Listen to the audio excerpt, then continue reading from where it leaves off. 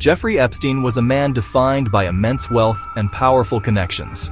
He moved in circles that included presidents, princes, and titans of industry.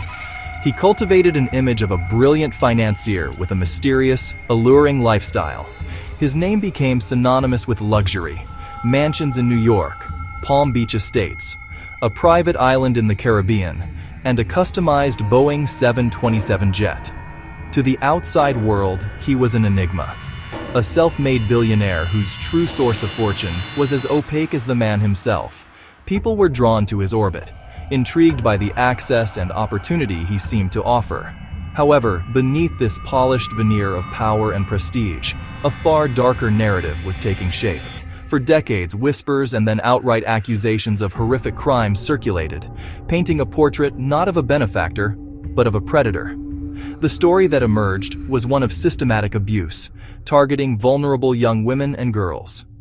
His properties became alleged settings for a meticulously organized sex trafficking operation. His life presented a disturbing duality, a public persona of influence and a private reality of grave allegations. This is not just about one man, but about the systems that may have enabled him. Jeffrey Edward Epstein was born on January 20th, 1953, in Brooklyn, New York. Raised in a middle-class Jewish family in the seaside neighborhood of Seagate, a gated community on Coney Island. His parents worked for the city's Parks Department, providing a stable upbringing for Jeffrey and his younger brother, Mark. From an early age, he excelled at mathematics and science, drawn to subjects with clear rules and logical progression. He attended local public schools, including Lafayette High School, where he was known as a bright student. After high school, he attended Cooper Union, then transferred to New York University, ultimately leaving without a degree. In the 1970s, he was hired to teach physics and mathematics at the Dalton School, despite lacking a college degree. His charisma and perceived intellect opened doors, including a pivotal connection. He taught the son of Alan Ace Greenberg, chairman of Bear Stearns, who offered Epstein a job in 1976. This was his entry into the fast-paced world of finance. He adapted quickly, learning wealth management and cultivating powerful clients. Known for an aggressive style, he became a limited partner by 1980. His tenure ended abruptly in 1981 under unclear circumstances involving internal rule violations.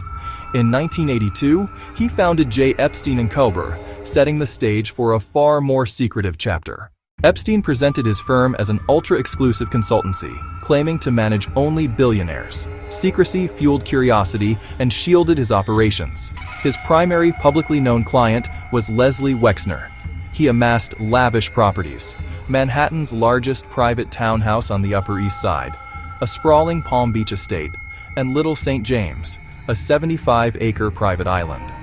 These properties became critical components of his machinery of influence. He hosted relentlessly, his name linked to presidents, royals, politicians, scientists, and celebrities. He used his private jet, infamously dubbed the Lolita Express, to ferry guests between homes, destinations, and events.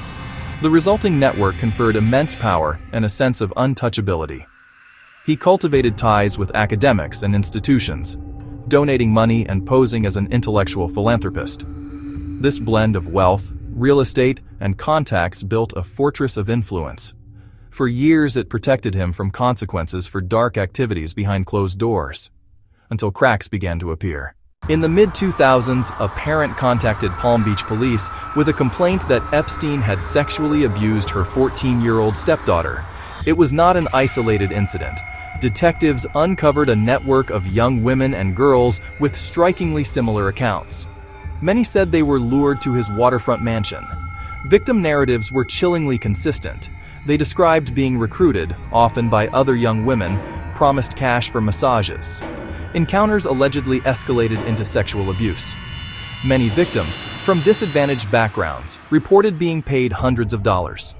Some were instructed to recruit others, a pyramid of exploitation. Palm Beach police identified dozens of potential victims. The investigation depicted a highly organized predatory operation. As evidence mounted, federal authorities convened a grand jury. A lengthy indictment and life in prison seemed possible. His secret world looked ready to fall. Just as a federal indictment seemed imminent, the case took a dramatic turn.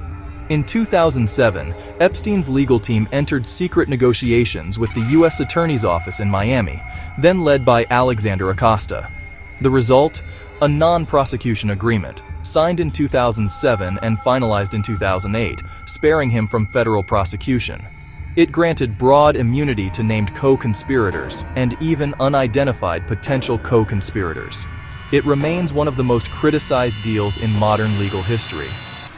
Epstein pled to 2 lesser state charges, one involving a minor, receiving 18 months in county jail. He served only 13 months. With generous work release, up to 12 hours a day, 6 days a week, from a private office. He registered as a sex offender and paid restitution. To many, the punishment felt grossly inadequate.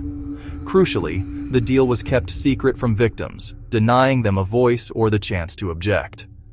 Years later, a judge ruled prosecutors violated victims' rights by concealing it. The agreement let Epstein avoid a potential life sentence and return to a life of influence after a brief incarceration. But the story was not over. In 2018, Julie K. Brown's Miami Herald series, Perversion of Justice, exposed the leniency of the 2008 deal and amplified victims' voices. Public pressure mounted. Law enforcement re-examined the matter. SDNY opened a new investigation into trafficking involving underage girls in New York and Florida from 2002 to 2005. Prosecutors found new evidence and new accusers. On July 6, 2019, agents arrested Epstein at Teterboro as he returned from Paris. He was charged with sex trafficking of minors and conspiracy to commit sex trafficking. This time, the system aimed to avoid past mistakes. Deemed a flight risk and danger to the community, he was ordered held without bail at the MCC in Manhattan. The indictment was a profound validation for those who fought to be heard. A full public trial seemed imminent. A reckoning loomed for Epstein, and potentially for associates and enablers. The world watched, anticipating exposure of the full extent of his alleged crimes. But there would be no trial. On the morning of August 10, 2019, Jeffrey Epstein was found unresponsive in his cell. Paramedics could not revive him. He was pronounced dead at a nearby hospital, aged 66. The cause of death was ruled suicide by hanging. His death ignited a firestorm of controversy and suspicion. 2 guards had fallen asleep and later falsified records. He had recently been taken off suicide watch after an earlier incident with neck marks. His lawyers questioned the ruling. A private pathologist argued injuries were more consistent with homicide. DOJ investigations led to charges against guards for negligence, later dropped. Most consequentially, his accusers were denied a public trial and the chance to confront him. Questions about scope and co-conspirators would not be answered by his testimony. The criminal case closed, but the focus shifted to enablers and civil battles ahead. The pursuit of accountability was not over. It had only changed targets. In July 2020, Ghislaine Maxwell was arrested and charged with recruiting, grooming, and trafficking underage girls for Epstein. Her late 2021 trial became a proxy for the trial Epstein never faced. A jury found her guilty on 5 of 6 counts, including sex trafficking of a minor. She was sentenced to 20 years in 2022. The verdict signaled that others in his network could be held to account. The Epstein Victims Compensation Program, funded by his estate, launched in 2020. By 2021, it paid over $125 million to more than 135 claimants. Court-ordered releases, including materials from Virginia Giuffre's civil case, illuminated his network, though naming did not imply wrongdoing.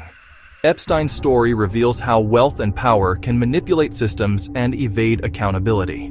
The 2008 deal, its secrecy, and his death in custody exposed institutional failures and eroded public trust.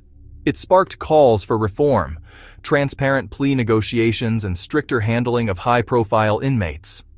The unraveling began with survivors who refused silence and journalists who amplified them. It compels hard questions, protecting the vulnerable, equal justice regardless of wealth, and empowering survivors to come forward. A dark reminder and a call for vigilance to uphold justice and human dignity.